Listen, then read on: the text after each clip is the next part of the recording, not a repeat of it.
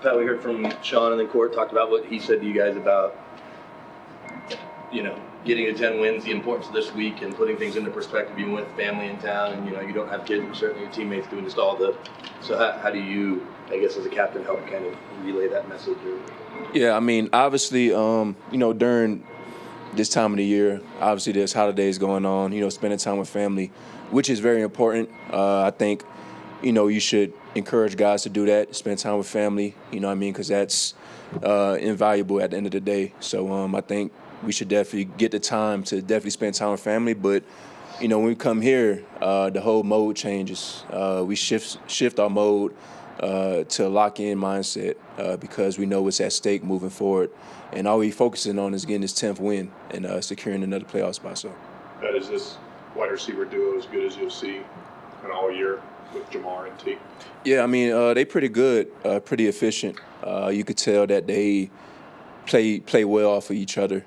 They use them in different roles. Obviously, they both good receivers at the end of the day. So it's going to be a challenge for us that we're going to be prepared for. Pat, the only time you've gone up against Jamar in the NFL, you held him to one catch for 3 yards. What do you remember about that game?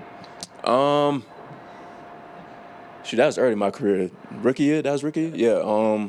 It was a good game. Obviously, they came in with a high-striking offense, and we knew that we had to eliminate the explosives, eliminate their top threat. And, obviously, Jamar, he's a great player, one of, if not the best receiver in the league. So, obviously, they got a lot going on with themselves on the offensive side of the ball, with the quarterback, with the receiver. So, it's going to be a good challenge. So, trying to eliminate them like how we did that time would be great.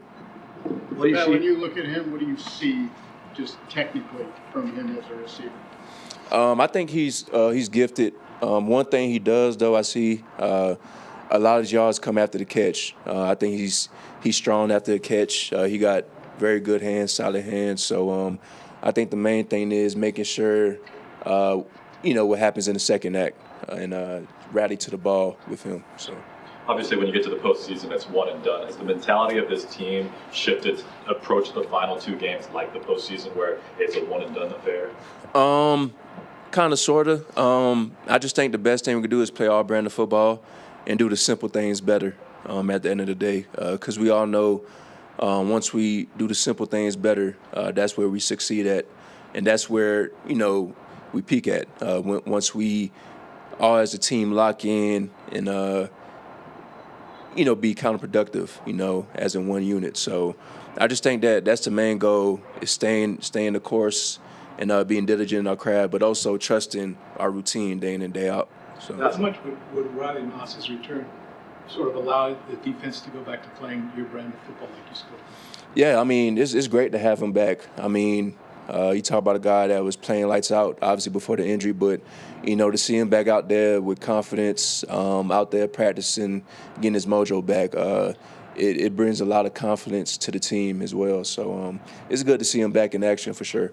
What are you seeing from Joe Burrow, who's having as good a year as any quarterback, just not with as many wins as some of the other MVP candidates? Yeah, I just see consistency. Obviously, he got all the intangibles, can make every throw, every read. He's a very smart, savvy quarterback. So one thing you can't do is sort of give him the same look, I believe, because he'd get a hone in on that and start to work. That's where he work his magic at.